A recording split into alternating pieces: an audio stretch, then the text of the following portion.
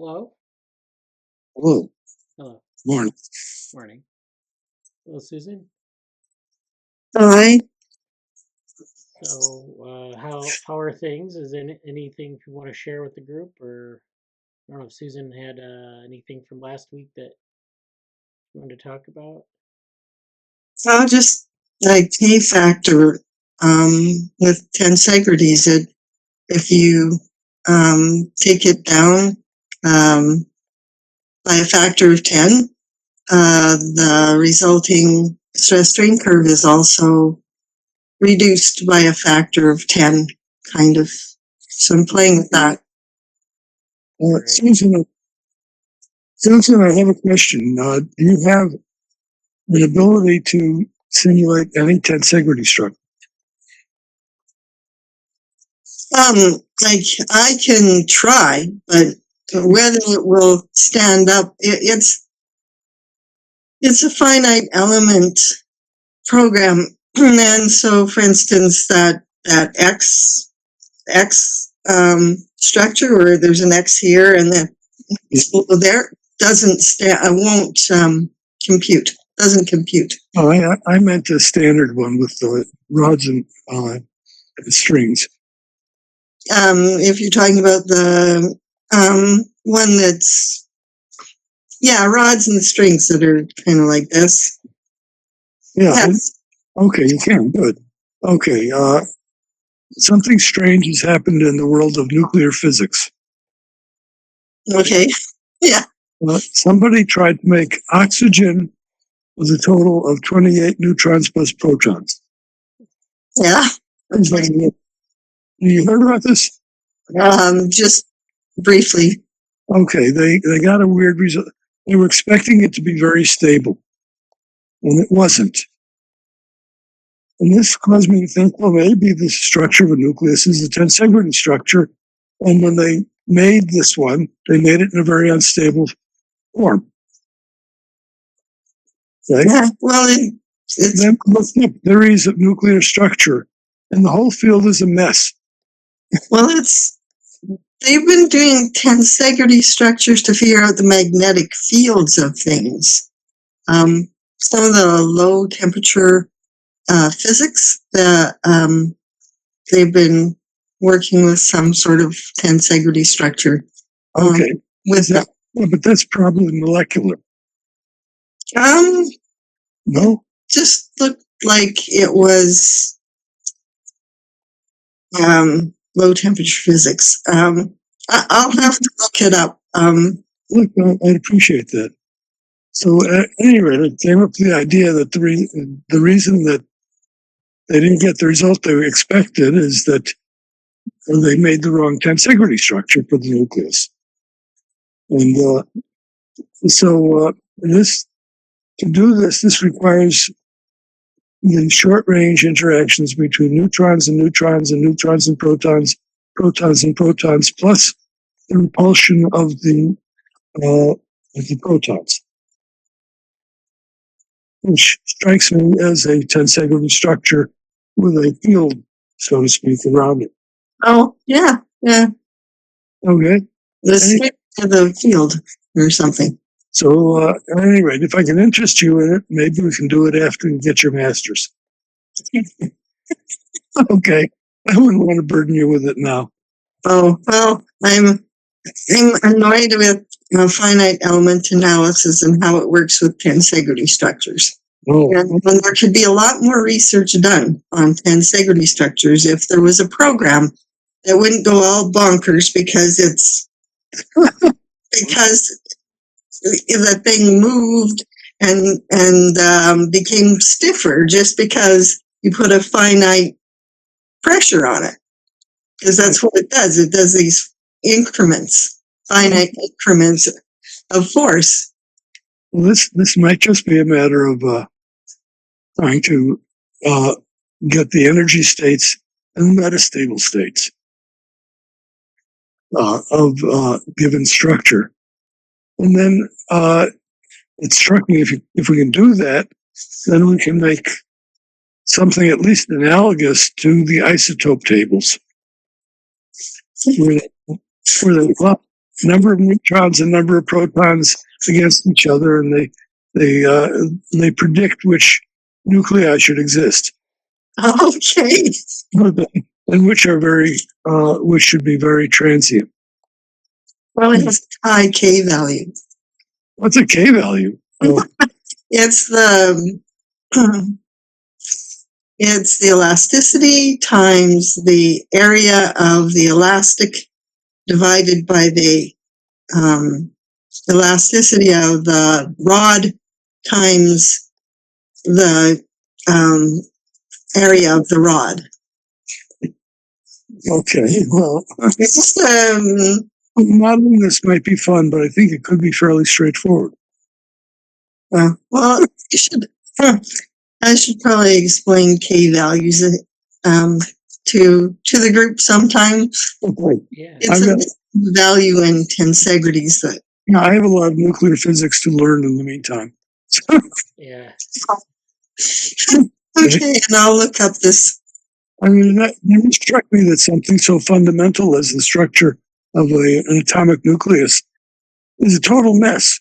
Physicists. Okay, yeah. Well, I still want better programming for tensegrities, and there was something called Grasshopper that did tensegrities, and so the people working with tensegrities even use Mathematica. Mind you, the program is really slow when you use Mathematica, but it works at least. Oh, okay. I have Mathematica, so yeah. So you can make tensegrity structures in Mathematica. Okay, if we can get the code, then we can try. Oh, okay. I'll try to find. I think I have a sample code. Okay. I said after your masters. I have a sample code because I went to the tensegrity conference. It was started at 2 a.m. and finished at about 10 in the morning, with a big break for lunch at about 6 in the morning. I could not do the lectures at 2 a.m. That much I can tell you.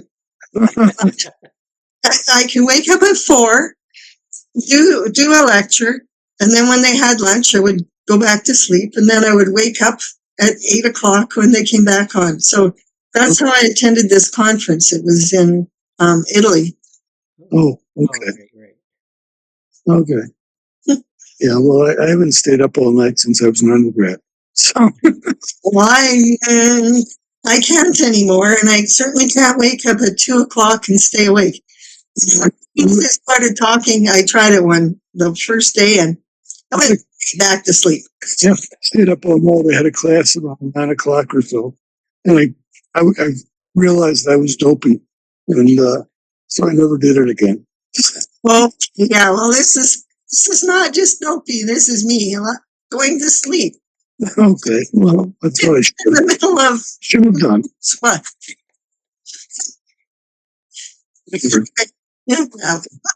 Yeah, Bradley, we're off on another field. Yeah. All right. Okay. Well, I'll shut off my camera because it usually lags. For some reason, it just doesn't work like it should. So it's working here fine. Yeah. Pardon? It's fine here. Yeah. I don't know why mine does this. You know. All right. Anyway. All right. So yeah, thanks for that update. Yeah, you should present a little bit more tensegrity when you get a chance, Susan. That'd be great. Yeah, especially the escape factor, the strings versus the rods, strings over rods. Yeah. Because I didn't know it existed. Yeah.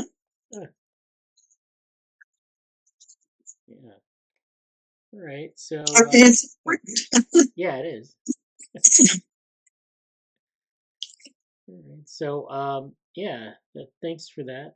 So yeah, today. So I want to point out that tomorrow is the annual OpenWorm meeting, the general OpenWorm meeting. Every November, we usually have a meeting where everyone from every OpenWorm project gets together and talks about their projects, that they're representing. I'm going to give a talk on DevoWorm. I've got a lot of stuff for this year. We've got, I'll just give a quick, short walkthrough of this.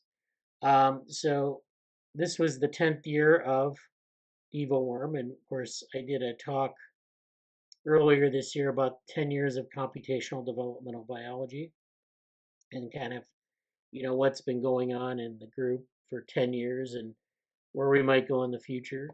And then, kind of reviewing the beginnings of the project in April of 2014, and then talking about some of the Google Summer of Code stuff we've been doing this year. And, they always enjoy hearing about that. We had two projects this year contributing to this DevoGraph repository in the DevoLearn organization. Talking a little bit about Pocky's work on the Kepler mapper algorithm, and that visualization is a lineage tree. So we have, this sort of topological data analysis approach. We have these neural developmental programs that we forked, and these are the two things that got forked for that project. And I was still thinking about what to do for next year's GSOC, if we should continue with stuff like this, or maybe the hypergraph stuff, or maybe something else. So this was the Pocky's project on the K-mapper and NDP uh, methodologies. Then we gave some lectures. There's this lecture, Dimensions of Morphogenesis, which was back at the beginning of the year.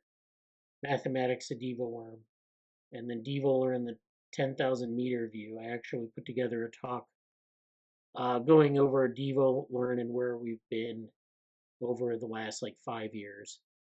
And there have been a lot of people contributing to this, so this was a really interesting overview of this. It's probably somewhat out of date now, but that's the way these things go. We also have the 2024 papers. We have the paper we got into biosystems um, several months ago on differentiation waves. So the molecular basis of differentiation wave activity in embryogenesis. Okay, Bradley. Yeah. Yeah, comment on this. One thing we're lacking is a simulation of how a differentiation wave could propagate from one cell to another. Oh, okay. Okay, and it seems to me that, well, Susan's been following a lot of this soft matter stuff. It seems to me that it could be done in that sort of context. It could be modeled either molecularly with the cell state splitter or just by assuming that a cell can contract or expand. Yeah. When a cell changes its apical width or apical area, it undoubtedly has an effect on its neighboring cells, which may cause them to do something similar. Okay? So exploring how you get a wave that propagates over a tissue and does the whole tissue, even though it's a stochastic process, would be very interesting. And apparently no one's looked into this. Basically, from Susan's point of view, it's a propagation of a wave in an epithelium. Okay. Okay. And I've been looking, we're doing a book on the period on Earth called the Boring Billion. Oh, yeah. Which is 1.8 billion years ago to 0.8. Okay. Yeah. And this is a time during which epithelia might have formed, eukaryotes may have formed, multicellular organisms. It's very boring. Yeah. only the major factors of life. Right. Okay. So, at any rate, if you have any thoughts on that, I might want to get involved in the book. Yeah, that would be interesting. I mean, that's kind of where we left it in this paper. So, we kind of got to like some sort of examples, but not like going towards a simulation. The simulation, of course, would be, of course, soft matter would probably be a very good approach because that's what a lot of other people were, kind of thinking about in terms of like sheets of cells and things like that. But the cell state, kind of incorporating or having like rival simulations with something like a cell state splitter would be interesting too, and see how they kind of model those sorts of waves. So yeah, and so this paper, we talked about the molecular basis for it, and then of course you have the phenomenon, and they're still somewhat like disjointed. Like we didn't get the definitive answer in this paper. We got some interesting results, but it's still what is Yeah, the thing that's driving this? there's sort of three questions. How do you start a wave? How does it propagate? And how does it, despite its being stochastic, cover a whole tissue? Yeah, Okay? It's sort of like it's analogous to you're familiar with the simulations of fires spreading in woods. yeah, It's yeah, yeah, it's sort of like that. If you have a given piece of woods, the fire will eventually get most of it or all of it. yeah, And this is somewhat similar. Under what conditions does that happen? Uh, the the model for the contraction waves, the stretch activated contraction, and that itself should have some parameters, and it should propagate under certain conditions and not others. right. Yeah, on the parameters. So I think it's worth exploring. Yeah. And apparently nobody has done this waves in epithelium. Huh. Confluent tissue will definitely propagate a um, mechanical wave or mechanical indentation. Like it's travels a lot faster than diffusion. Like I have a paper about it somewhere. Yeah, confluent tissue. And if it isn't confluent tissue, then the mechanical wave is stopped or diffused. Conditions under which it stops also or not? No. Yeah, well, when there's some in development, for instance, the zebrafish tail becomes a non-confluent tissue. Like it breaks up. It's actually, yeah, it actually breaks up. So there's, in development, there's both confluent tissue and non-confluent tissue. Okay. Okay. So basically, we have a model for it, but it's never been tested. Its parameters have been worked out. Yeah, and the cell state splitter, it looks like my model. And I'm making my model from epithelial tissue in the way it is, with the contraction ring on the top. Mm-hmm. Yeah. Yeah. And you look at any cell, and well, not any cell. If it propagates, the qualitative model is if a cell contracts at its apical gland, it stretches the neighboring cell. And that triggers presumably a stretch activated contraction similar to that found in smooth muscle. Yeah, that's. But that's all we know, and it's just qualitative. But it's obviously has a set of parameters that could be tested as to when it works and when it doesn't. Yeah. Well, I have a picture of an epithelial tissue in my thesis from Cold Spring Harbor, and it shows microtubules just under the surface. Oh. Yeah. And then I have some papers that say that actin continuously contracts, like the top of the cell continuously has contractions of actin, and that helps circulate the actin in the cell. Okay. Anyway. Okay. Well, at any rate, the suggestions there, it's a problem nobody's tackled. And, it might be quite interesting. Yeah, yeah. It sounds like it could be. Yeah. And I don't think it's particularly hard. Probably not, but You never know. yeah, yeah. Yeah, trying to make a tensegrity that works is always fun. Oh, yeah. Okay. Okay. So yeah, that was the kind of the first paper. Well, this is more about the paper. I'll tell them about the comparative developmental genomics approach, where we did, things with we sort of started in C. elegans. We did things with, so we did proteomic analysis across C. elegans, Drosophila, mouse, and yeast. And then we did a further genetic analysis within C. elegans, and then compared to the outgroups of Drosophila, mouse, and yeast. And then looked at the sort of the differences and similarities of those systems. So it's interesting because, each of these organisms have different modes of development. So mouse, of course, has the mammalian mode of development, and Drosophila has mode of development different than C. elegans, although it's similar to C. elegans in a number of ways.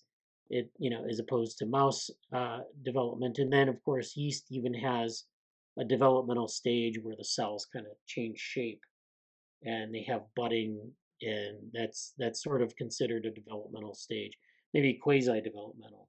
The point is that these all exhibit different types of development, and you can see in those candidate proteins how their abundance changes and so forth. So that's the one part of this that's interesting.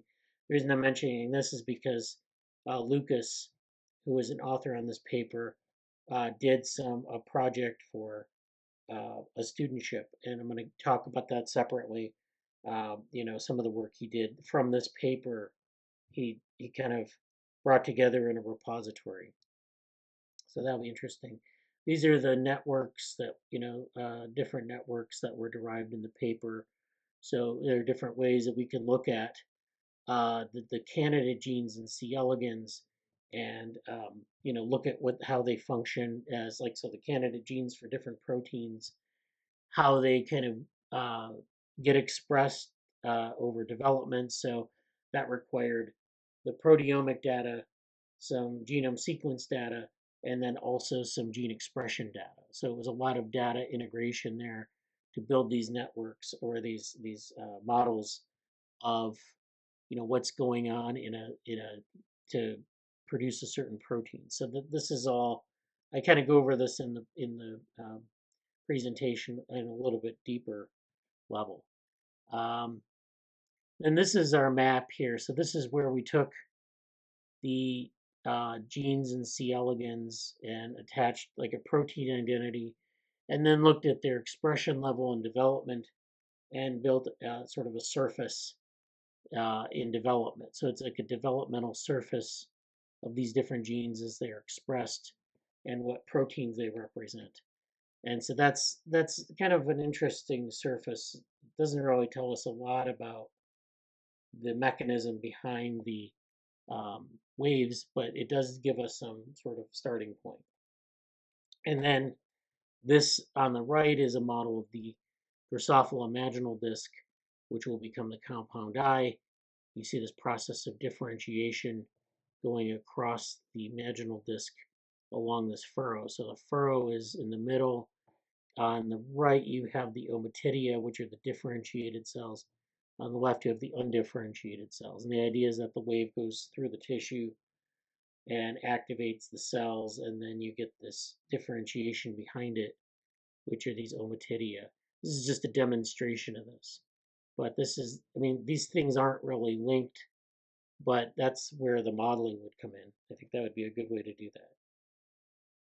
Okay, so then this is the other paper, Hypergraphs demonstrated anastomoses. This is something that actually when Mehul was applying for his GSOC project, he read this paper, and that's how he got interested in the hypergraphs work. So that's why we did that this last summer. That's why I was able to get Mahul, and we did a lot of interesting stuff over the summer.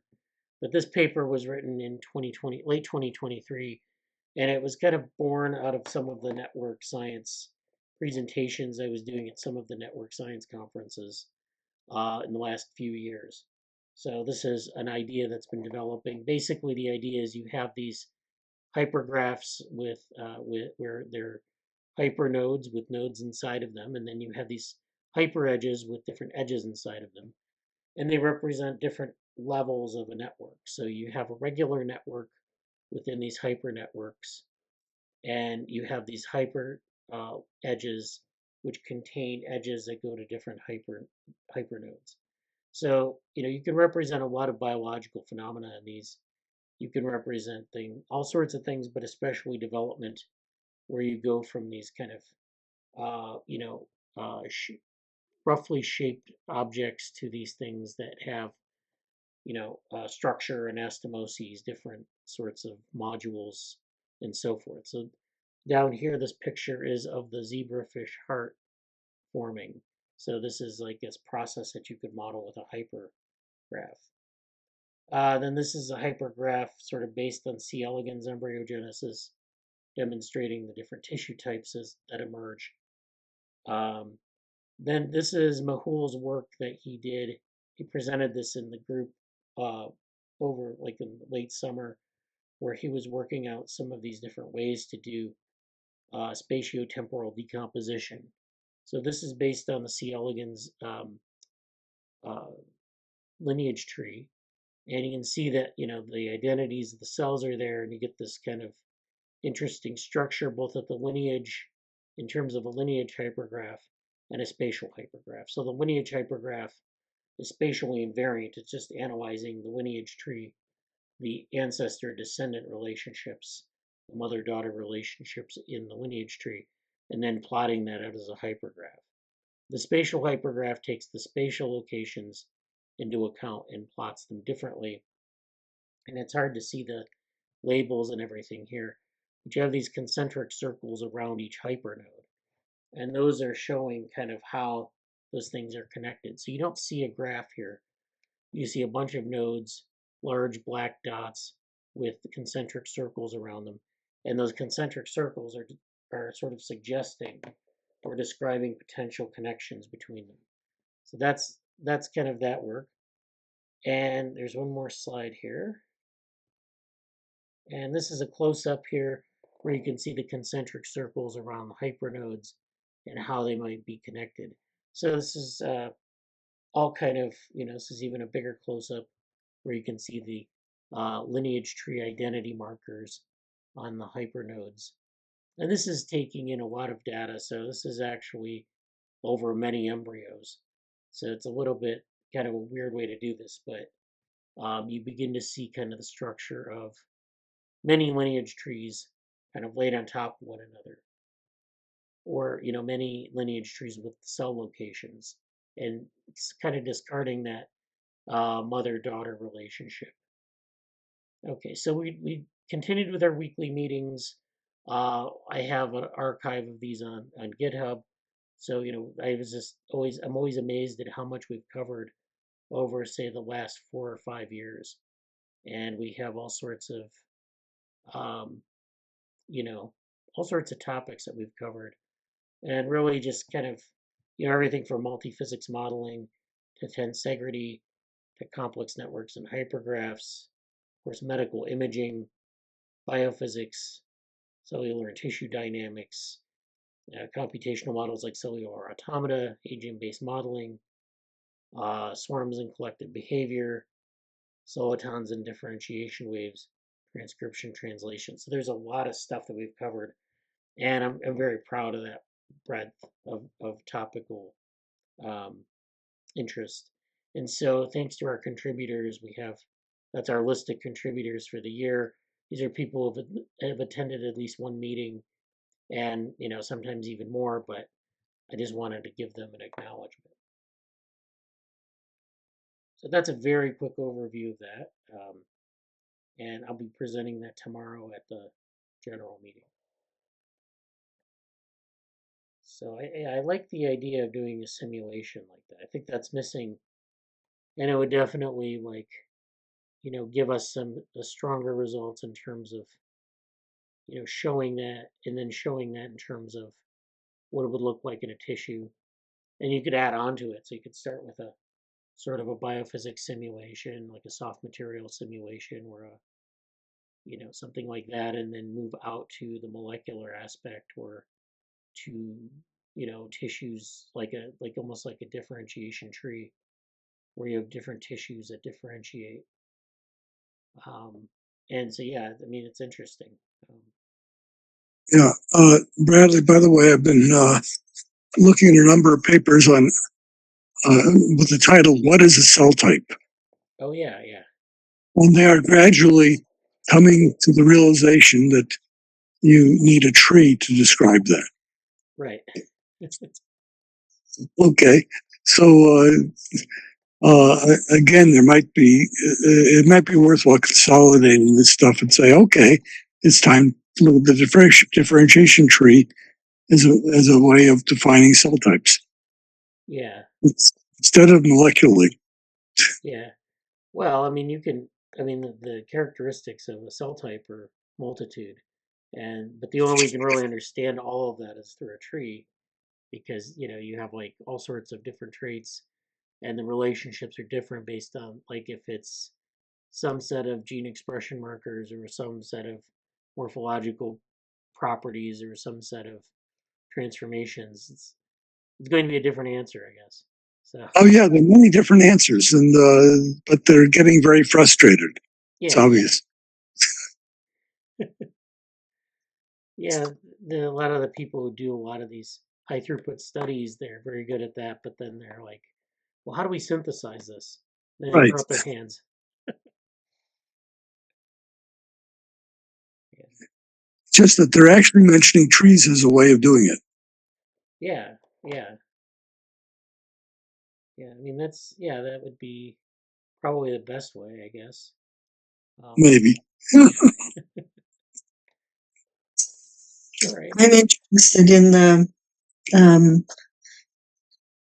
the graphs, hypergraphs for the mechanical portion of a cell. Like, I'm interested in how things are linked together, because there doesn't seem to be any data on how what the area of the strings that I'm using are, and the area of the rods in my model, and there doesn't seem to be any information on the elasticity of the actin bundles. Like, they've isolated actin, they figured out what the elasticity of it is, but it's the bundles are interlaced with other molecules. You probably know them better than I do, but okay, so where's the data on the elasticity? Like, it's starting to bother me, because this K factor is very dependent on the linkages between these bundles, or linkages between the microtubules, and then what the linkage elasticity is. Like, I have no idea. Yeah. And I tried to go in there with some realistic data, and I'm finding it's become extreme to get epithelial tissue properly. I'm using strings that are elasticity of rubber, and the rods are the elasticity of steel, to get the right, I don't know, get the right strain curve. Yeah. And that's not biologically plausible. Yes, it is. It is? Just barely. Just barely. Which is right on the edge of not being real, because tensegrities have to be stiff, or they don't propagate the mechanical stress properly. Stephen Levin, this is the main thing that I took away from talking to him, is that if it's an elastic and a rod, you will get a squish, not a tensegrity. Okay. The strings have to be stiff in order to have a tensegrity that will propagate your mechanical signal. Yeah. I have a squish here, and I took some fishing line and made one of my tensegrities into a proper tensegrity, like my little models that I have here. Yeah. And it's one acts as a squish, and the one with the nylon strings acts like a tensegrity. I can show you if you want. Oh yeah, go ahead. Okay, so this is the dusty squish right here. Okay. And if you push down on it, or maybe I'll do it this way, across. Yeah. There's such a delay on this thing. Okay, so you push on it. Yeah. If you can see that, but if you push on it, it just pushes part of it, and it doesn't really. You can see the top two balls there; they're close together. Yeah. It hasn't really changed the structure that much, a little bit. But this is the one where I changed the elasticity of the strings, and I don't know if it'll work, but okay. Well, it's hard to see. Yeah. On here, but sure. Okay. But the whole thing changes. Like the whole thing is wider, and the whole thing is squashed together. Right. And I'm just working with 2 points.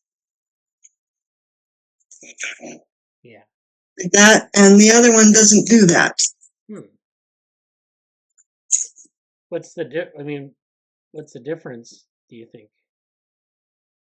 See, that sort of works. Right. But not as the other one. I don't know if you can notice that. It really doesn't work as well. And that's because these are elastic. The strings. Yeah. The strings are elastic. These where I have my finger. Right. That's an elastic right here, the black. And over here, I don't know if you can see it, some of them are falling off, but I put fishing line. Oh, okay, yeah. There, and because these elastics actually were getting old. Right. But I put the fishing line on it. Yeah. And see the fishing line? And that's a lot stiffer than the elastic. So that's how I fixed that.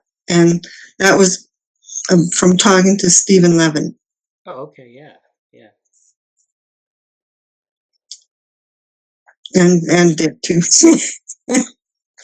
But it was that's this Stephen Levin contribution to things. Oh, that's not So I'm not sure whether the rubber strings are a good idea, but to get my model to work properly, I'm going to try it this afternoon. Yeah. To get a small K factor. Which one is a small K factor? The elastic strings. Okay. Because they have a smaller elasticity. Yeah. But I hope rubber is an okay elasticity for this. You'd think it would be, but I'm not sure. So I'd really like to know about these networks in cells and whether some are like rubber elasticity and some are like steel elasticity. And on, I don't know. It's conceivable that they're like steel because they're microtubule networks and they're held by the rest of the cytoskeleton. So it's conceivable that there's some really stiff parts there that thread through the network in a cell. I don't know. I'm interested in the networks and how they change. Yeah, as a consequence. Yeah, that sounds like a really interesting question. You have looked at dynamic instability? Yeah, I had a look at it. Because if you make a tensegrity structure, the components are in dynamic instability. Then you get the question of what is the whole structure stable? It has to be stable in order to model it in a finite element model. Okay, then we need to generalize it for dynamic instability, where the individual components are not stable, but is the overall structure stable? That goes. I got interested in that in question of under what conditions is the cell state splitter stable? Because all of its components may be fluctuating. Yeah, that's true.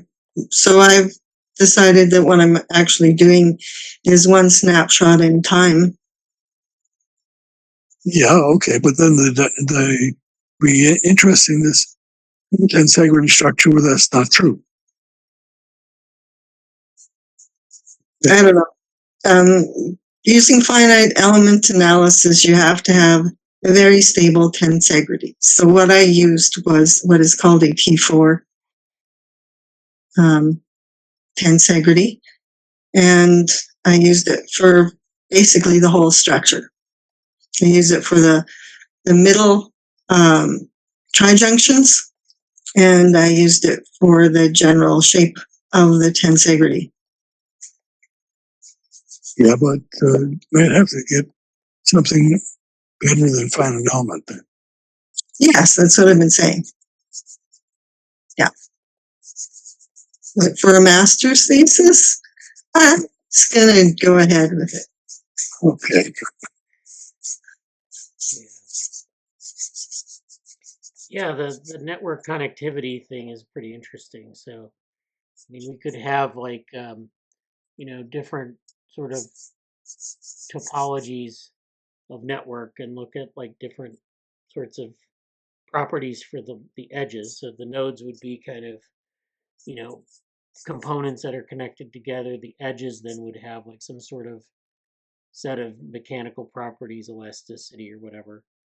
And then, you might have, and the nodes would probably have to be in some spatially explicit configuration. And then you'd have to perturb them in some way.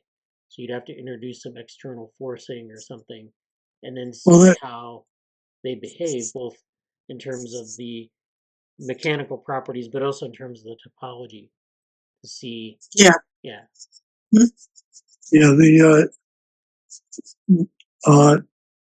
with the dynamic instability, each edge, for example, can be getting longer or shorter. Right. So that's it.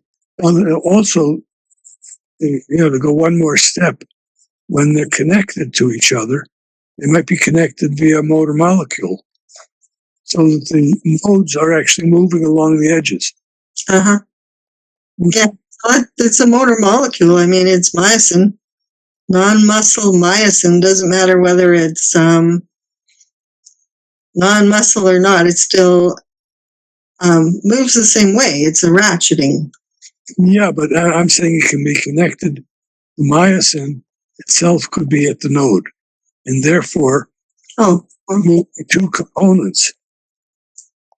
Yeah. One edge relative to another.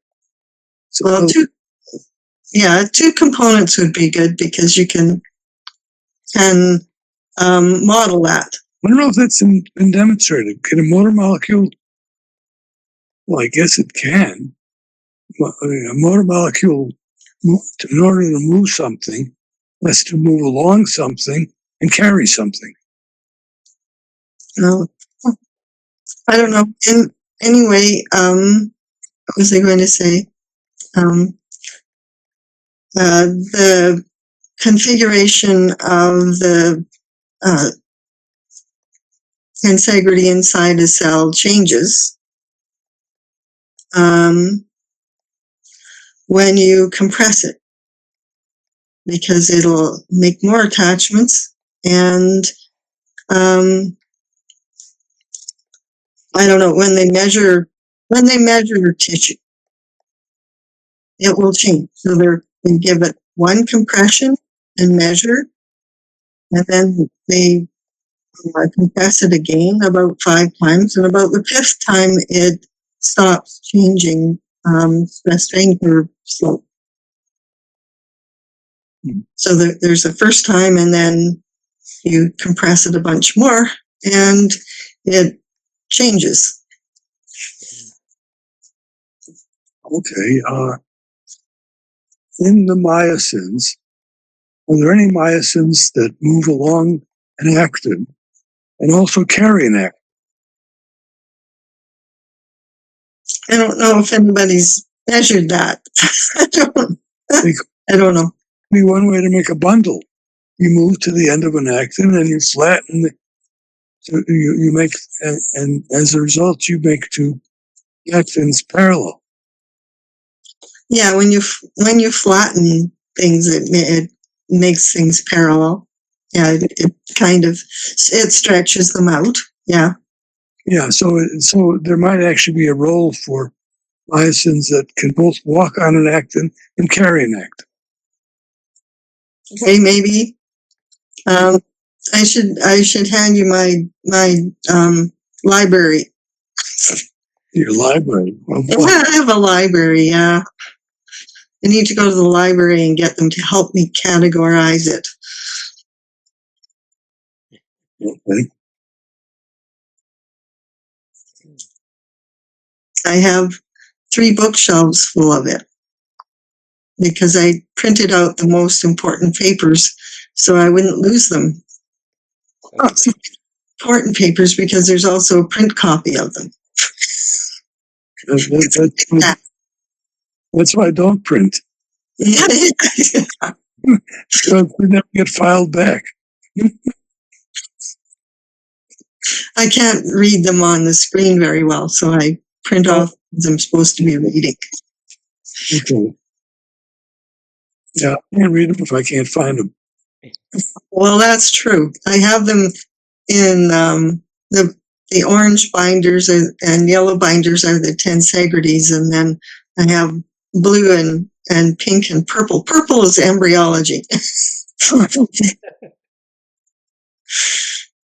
I don't know why. Yeah. Okay. Yeah, I'm interested in that network inside cells because of some of this. Yeah. There's no data. There's no data, but we can, therefore, how should I say, we're open to speculate. Yes, I guess that's a plus. I can just guess and say, well, there's no data, so I'm trying this. Yeah, people estimate things all the time. I mean, right. Anyway, I don't know. The whole thing is a pain, but I'm looking forward to the postmasters. Yeah. Independence. Yeah, well, I'll do a postmasters rather than a postdoc. That sounds fine to me. Yeah.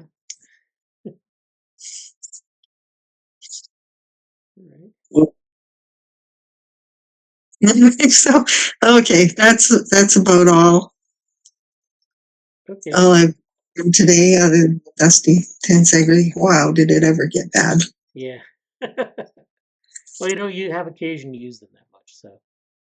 Yeah, at least not the one that doesn't act like a tensegrity. Yeah. Sorry, yeah, making munches here. Okay. All right. So that's all for today.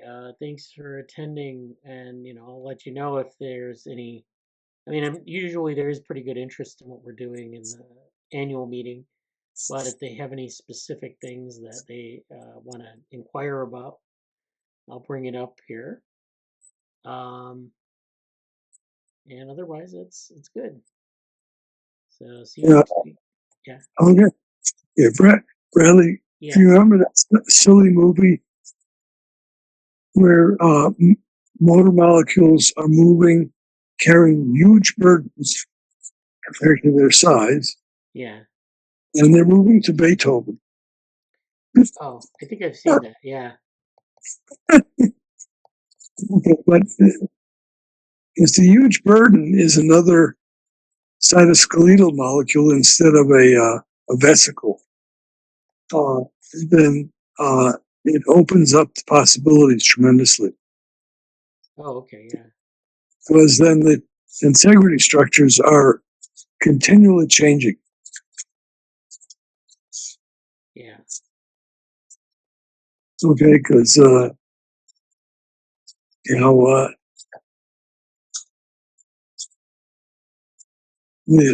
what the structure is dynamic then. Right. We don't just get time snapshot, but we can simulate the whole motion. But the question is, does it happen? Do any motor molecules carry cytoskeletal components?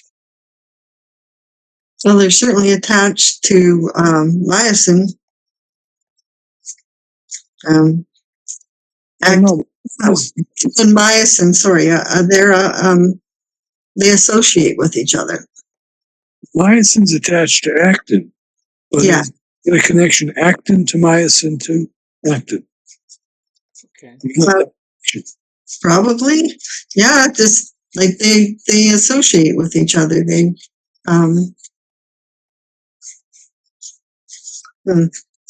what can I say? They always seem to be together. Well, we need some proof. Well, I can show you some. Well, in my library, I have a paper showing where the actin and myosin are in cells. Okay, but you don't know what's attached to what. Just because you know where they are doesn't mean they're attached. Yeah, I don't know. They say they're attached. That ring. The trijunction. Start with the trijunction in cells. There's trijunctions in epithelial cells. Okay, what's at the trijunction?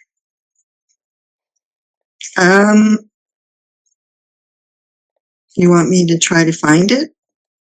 Sure. I'll even read it in electron. Okay, well, I have, oops.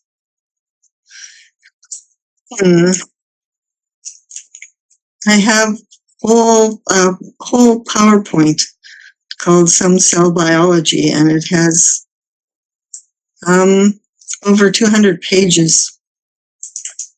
Okay, well, send it to me. I'll skim through it.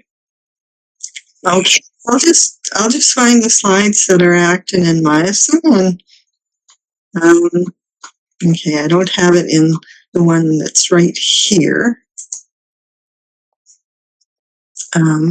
So I'll find you I'll put together a bit of a PowerPoint, and maybe that can be for another day, since this is kind of the end of the meeting.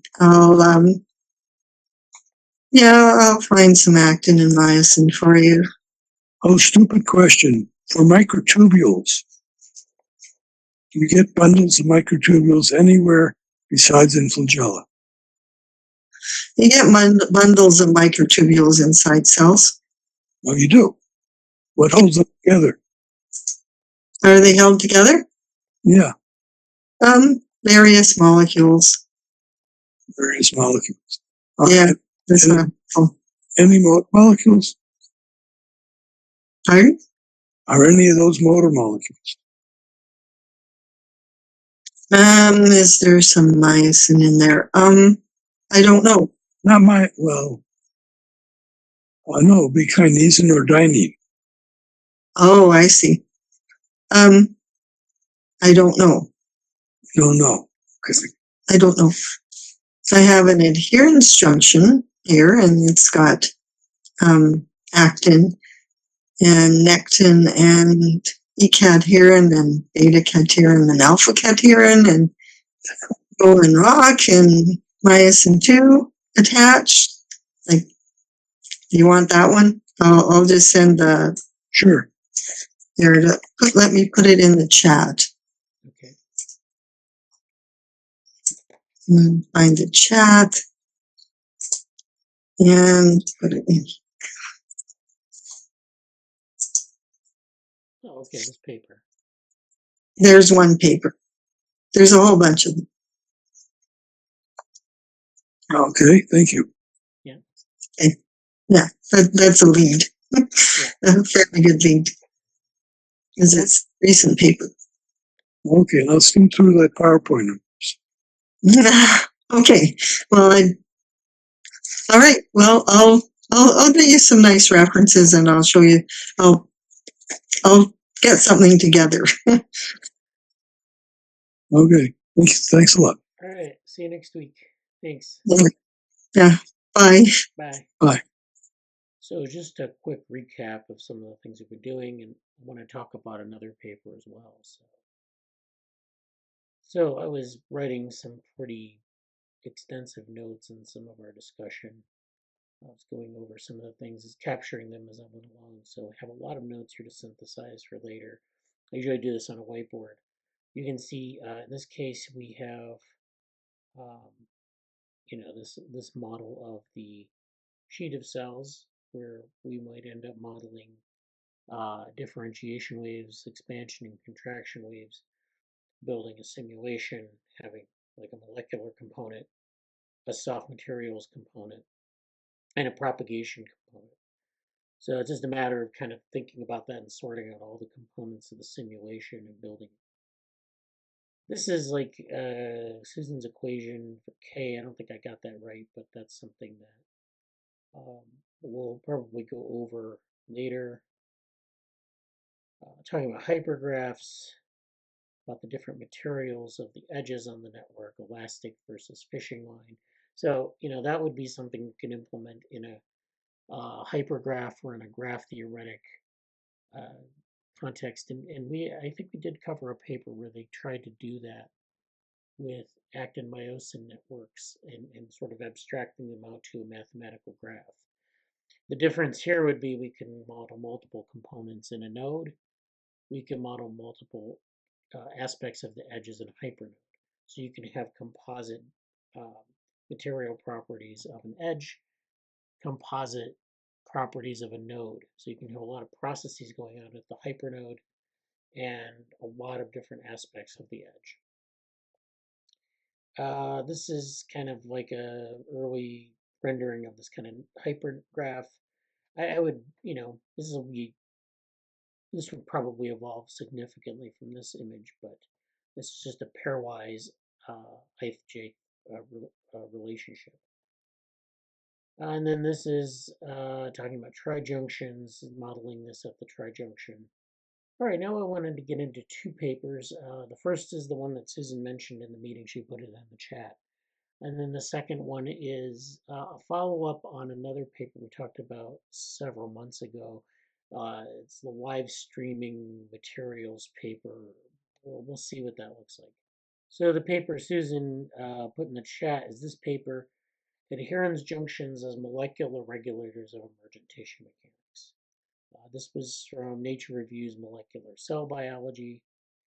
And this is basically having to do with these mechanical networks and particularly adherens junctions. So Susan has a lot of literature review on this, and in subsequent meetings, hopefully we'll kind of sort through some of this a little bit more. So let's read through the abstract and then go through the paper maybe a little bit. So the abstract reads, tissue and organ development during embryogenesis relies on the collective and coordinated action of many cells. Recent studies have revealed that tissue material properties, including transitions between fluid and solid states, are controlled in space and time to shape embryonic structures and regulate cell behaviors.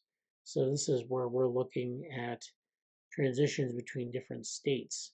So, we have to, in our network, we have to think about what the material state of the network is, or of specific nodes or of specific edges. So that's something, again, with the mathematical graph, you have to, it's kind of hard to implement unless you use something like a weight or something like a value that gets attached to that item. So this is, but the idea of a mathematical graph is that we can put all of these things in a set of relationships where we have these ith-jth relationships, and then we have that as some sort of indicator of connectivity. How are our nodes in a matrix related to one another? And what's the strength of that relationship? And so the material properties can serve as that sort of strength or weight at that time. Tissue material properties are important in terms of transitioning to certain macro states or having a state of local state of the network.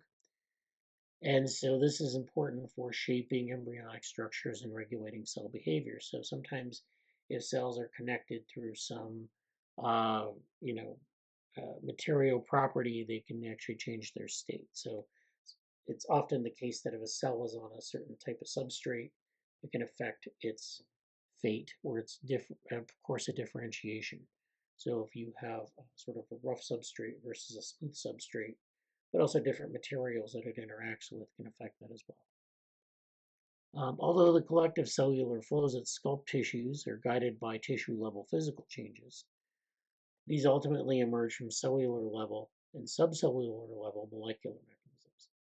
So we have our tissue level physical changes, so we can have a macro state that changes from a solid to a liquid, or in soft materials language, we would have some sort of phase transition. But those ultimately are reliant on sort of the single cells or the representations of single cells, what's going on in those, and then at the subcellular level, ultimately the molecular level. So this is the thing that we're trying to, well, in the paper that we did in 2024, that's what we were trying to get at and really did not have a strong connection with. That's not that you can't say anything about it without that strong connection.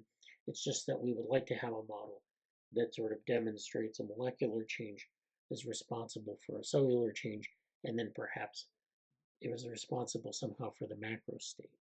And understanding that that's an emergent process and it's not additive is important, but also that you can trace some of these changes downward. Adherens junctions are key subcellular structures. So this is where they focus on adherens junctions built from clusters of classical cadherin receptors. They mediate physical interactions between cells and connect biochemical signaling to the physical characteristics of cell contacts.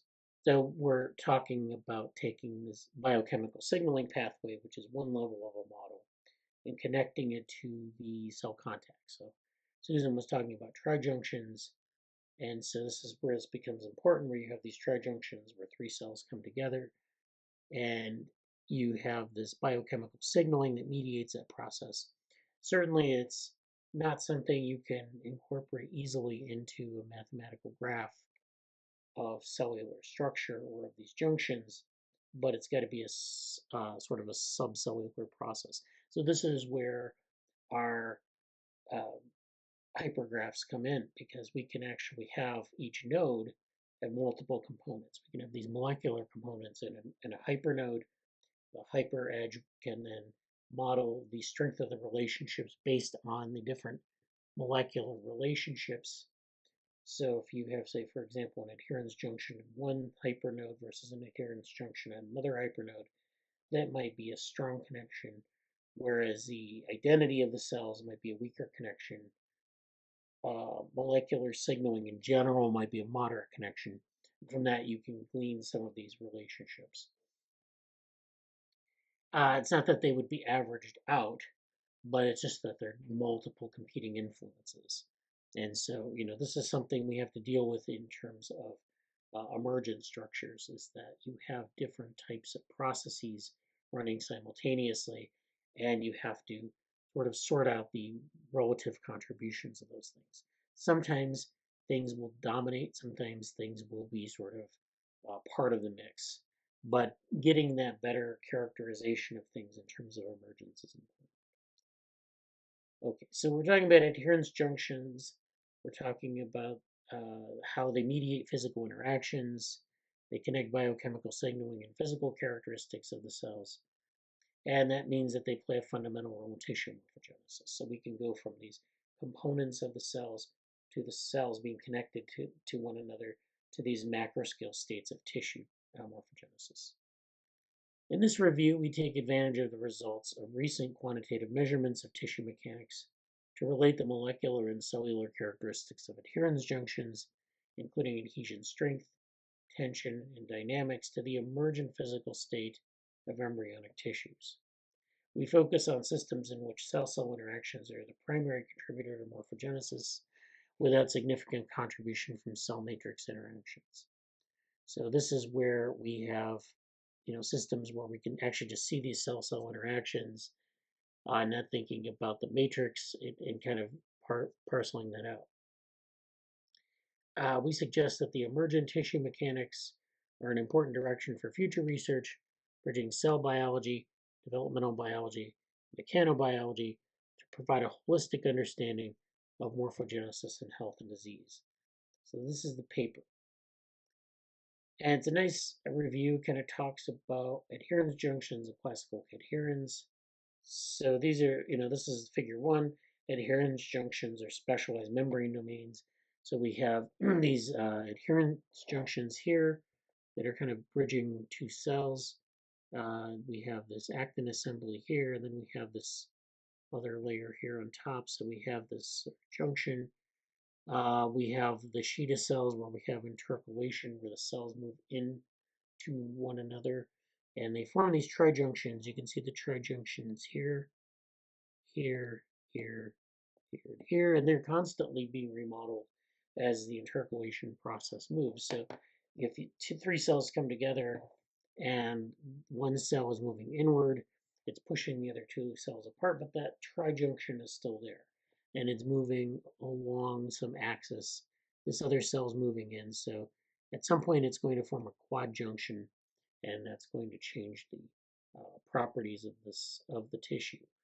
So that's really, kind of the dynamic aspect of it when we're talking about the meeting, where things are constantly changing, these relationships are constantly changing, and the expression of these different, cadherins and things are also changing with the cell environment. This epithelial monolayer, we have the tricellular adherens junctions here, bicellular adherens junctions here. So we have the corners, we have the edges between two cells, and that gives us our adherens molecules, their context. So they can join at a vertex, they can join at an edge. So if you think about this set of hexagons as a network, a mathematical graph, you have vertices, which are the joining of two edges, and you have your edges. So your bicellular junctions are the edges. The tricellular adherens junctions are the vertex or the node, and that's how that's modeled. And so there are different properties at each.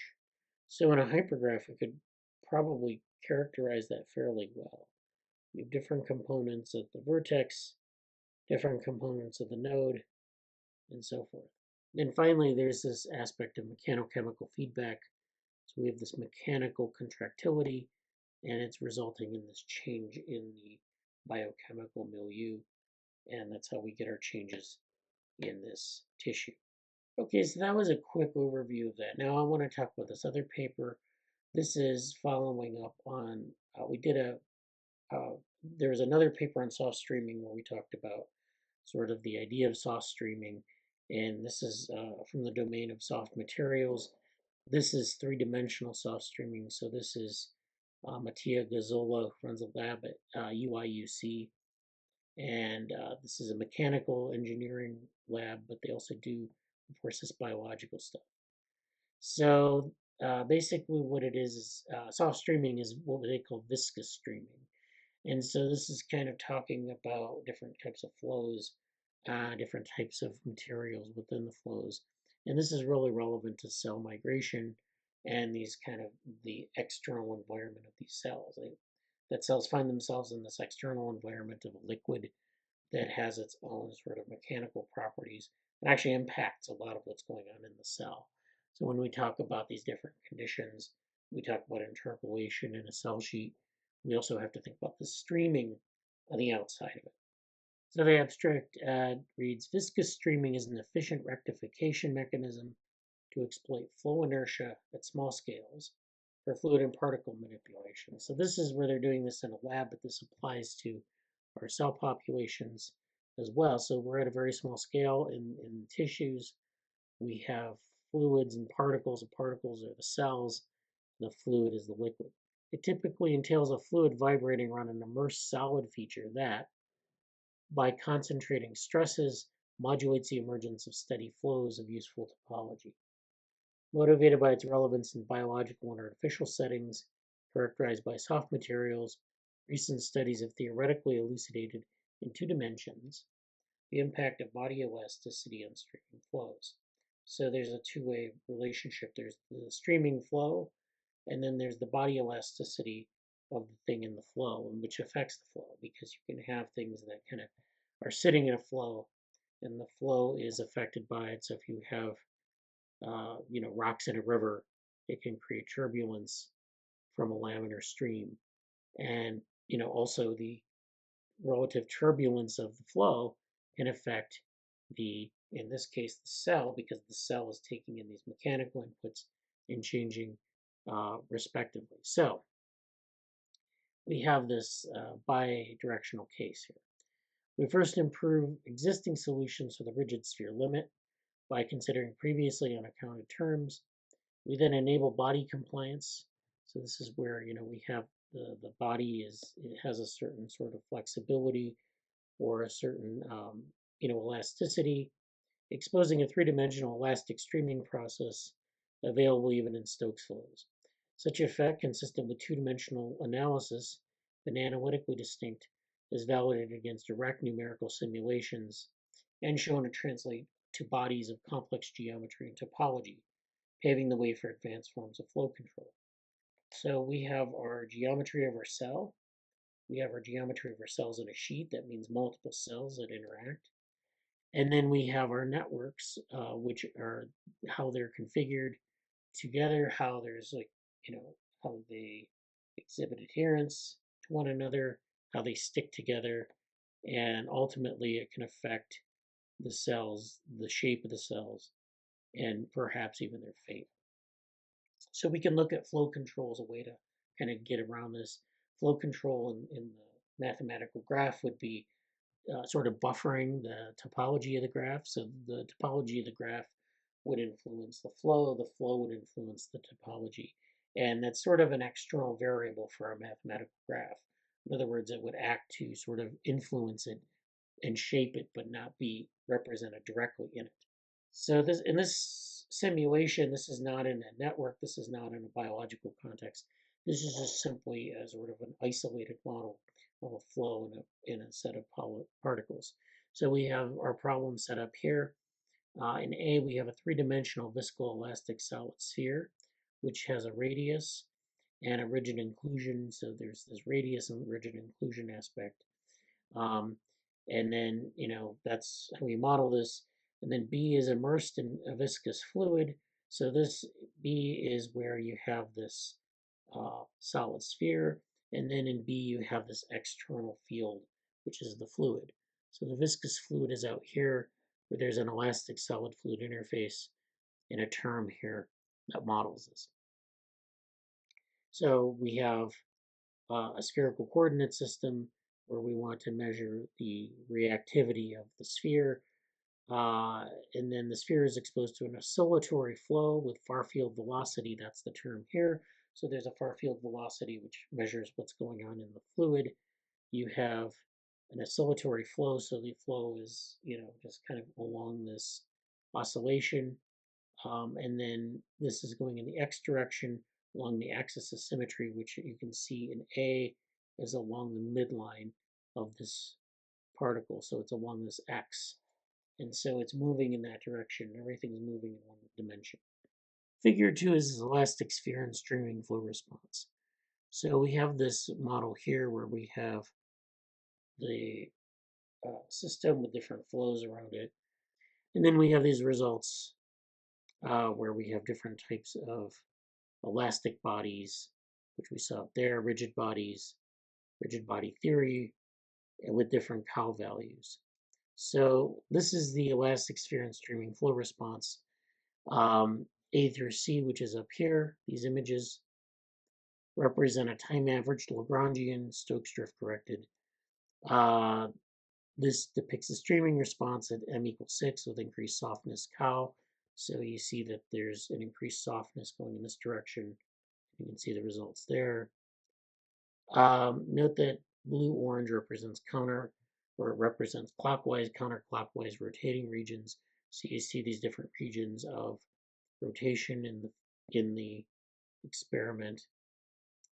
The non-dimensional radius of the pin zone is set at 0.4 throughout the study. Maintain the tangential slip velocity magnitude. The effects of the pin zone radius on streaming flow is detailed in the supplemental material. Viscous streaming theories for a rigid sphere are represented in this graph here. So we have this combination of observation for different cow values and theoretical values here. So rigid body theory, according to Lane, is here. According to Riley, is here. And then these experimental results come from this. And they seem to be kind of different from some of the rigid body theory that exists. So this is where we have an elastic body, and we have different cow values for that.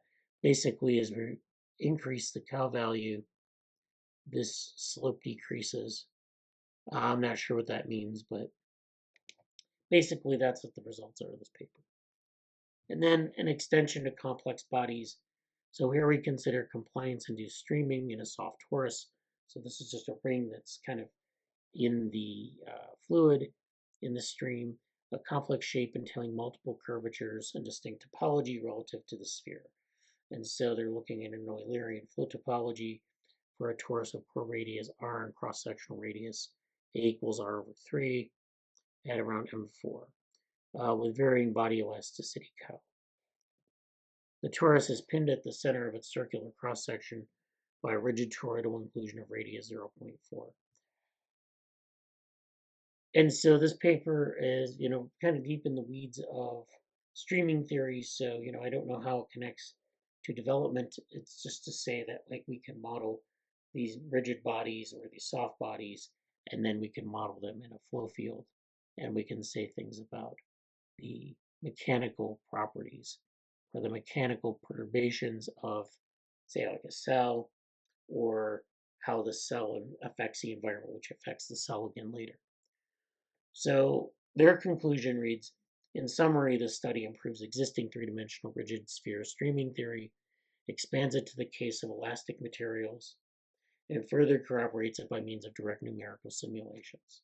So you saw they were comparing with rigid body theory, and it's different from that. So that gives you this sort of expansion of the case. And then you get these numeric simulations, which are important to show some of these results. So we talked about this, I think we talked about this paper on two-dimensional soft cylinders where they did these streaming simulations on soft cylinders. An additional streaming mode accessible through material compliance and available even in Stokes flow. It further demonstrates how body elasticity strengthens streaming or enables it at significantly lower frequencies relative to rigid bodies. Finally, we show how theoretical insights extend to geometries other than the sphere, highlighting the practical generality of our theory. So this understands our fundamental understanding of streaming flows and implications for both biological and engineering domains. So that's a quick recap of where we are with our tensegrity and mechanical morphogenesis explorations. So if you're interested in participating, please let us know. Thank you for paying attention.